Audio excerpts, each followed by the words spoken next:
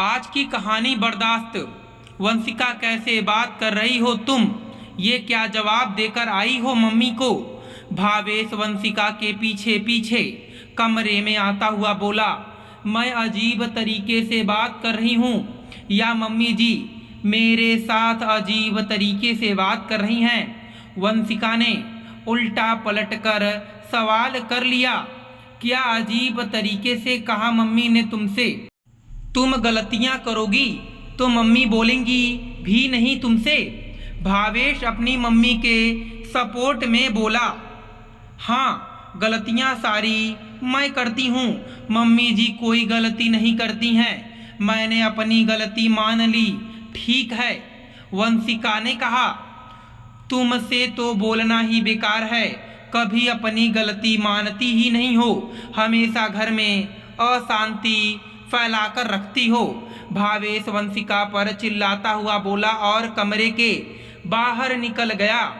वंशिका वहीं कमरे में पलंग पर एक तरफ बैठ गई। आखिर उसकी गलती क्या थी, उसे यही समझ में नहीं आ रहा था। पर घर के लोग बोलने से बाज कहाँ आते थे।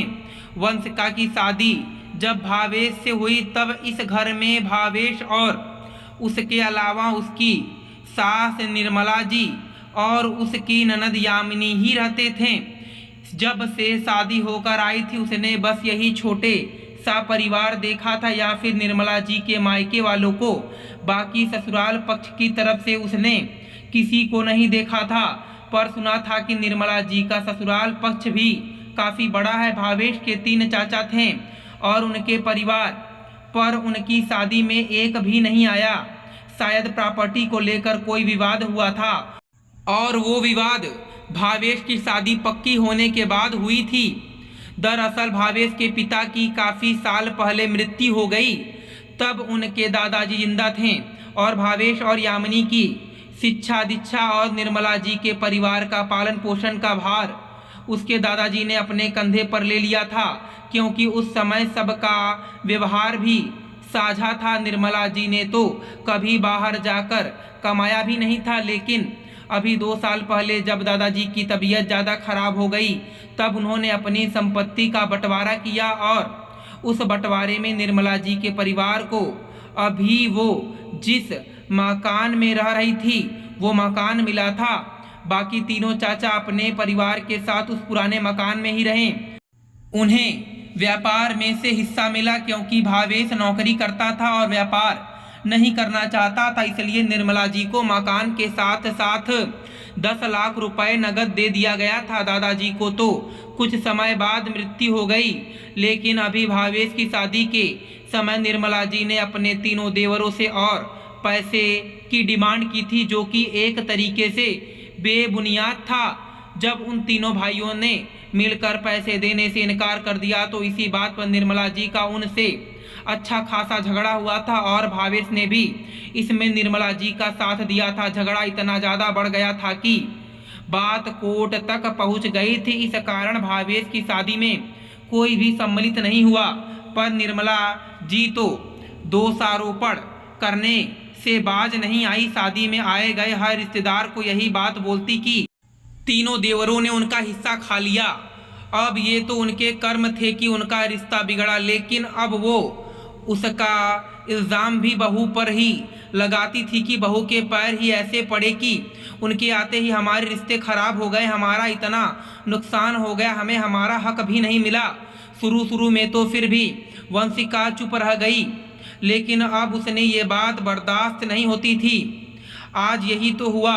घर में निर्मला जी के मायके वाले आए हुए थे, सब कुछ ठीक चल रहा था। तभी मामा ससुर ने पूछा, क्या हुआ जीजी, कोई फैसला निकला हुआ क्या? तुम्हारे देवर पैसे देने को माने नहीं? सुनकर निर्मला जी बोली, अरे कहाँ, हमारा हक खाया है, वो चैन से नहीं रहेंगे। अरे आज जीजाजी होते तो जीजी को ये दिन देखना पड़ता क्या?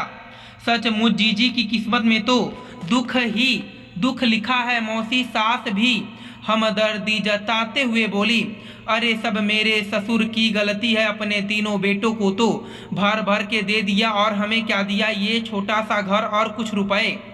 अगर वो चाहते तो हमें हमारा हक दे सकते थे। निर्मला जी ने कहा, अरे दीदी, आप भी क्या कह रही हो? जो इस दुनिया में नहीं है उसे गाली दे रही हो। और कितना करना था, कितना कुछ तो कर दिया उन्होंने आपके लिए। आपके दोनों बच्चों को पढ़ा लिखा कर अपने पैरों पर खड़ा कर दिया, आपके सिर पर छत दे दी और कुछ रुपए दे दिए जिससे आपने भावेश की शादी कर दी। और क्या चाहिए, अब तो खुद कमाओ। मामी जी ने कहा। अपनी भाभी की बात सुनकर निर्मला जी ज़्यादा चिढ़ गईं और बोली, भाभी, आप तो मुझे देख खुश नहीं होती हो। सब जानती हूँ मैं, अपना हक ही तो मांग रही हूँ, किसी और का नहीं। कहीं दोनों ननद भाभी ना लड़ पड़ें, यह सोचकर मामा ससुर बोले, अरे जीजी, उसका कहने का यह मतलब नहीं है। वो तो सिर्फ यह कह रही है कि आपकी किस्मत में ही दुख लिखा है तो कोई क्या कर सकता है। इतने में वंशिका सबके लिए चाय लेकर आई तो उसे देखकर निर्मला जी बोली, हाँ, किस्मत ही खराब है मेरी तो। ना मुझे मेरा हक मिला ना कुछ और, ऊपर से पता नहीं किसके कदम पड़े घर में जिसके आते ही रिश्ते भी खराब हो गए। सुनकर वंशिका के पैर वहीं रुक गए। उसने कहा, मम्मी जी, मैंने क्या कर दिया है? रिश्ते आप बिगाड़ रही हो।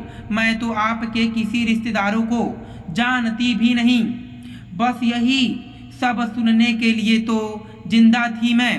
पहले पति चले गए, अब बहू घर में आई है जो मुझे सुना रही है। मेरी तो पूरी जिंदगी ही सुनने के लिए है। निर्मला जी ने अपना रोना शुरू कर दिया। मम्मी जी, आपके साथ पहले क्या हुआ था उसके लिए आपकी बहू जिम्मेदार नहीं है और ना ही मुझे जिम्मेदार बनाइए।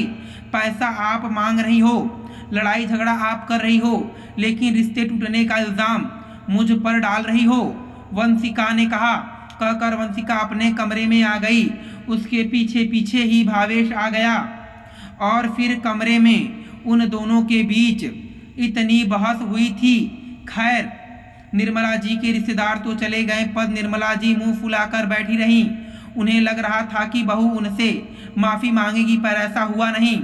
जब भावेश ने दोबारा उनसे माफ़ी मांगने के लिए वंशिका पर दबाव बनाना चाहा तो वंशिका ने कहा, मैं माफ़ी नहीं मांगूंगी, मेरी कोई गलती नहीं है। जो कर्म तुम अपने पिछले बीते हुए वक्त में कर चुके हो उसका ठिकरा मेरे सिर पर फोड़ने की जरूरत नहीं है।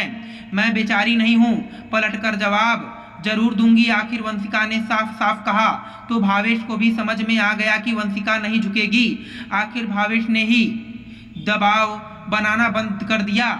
इधर निर्मला जी कुछ दिन यूं ही रहीं, पर जब उन्हें कोई भाव नहीं मिला तो अपने आप ही चुप हो गईं।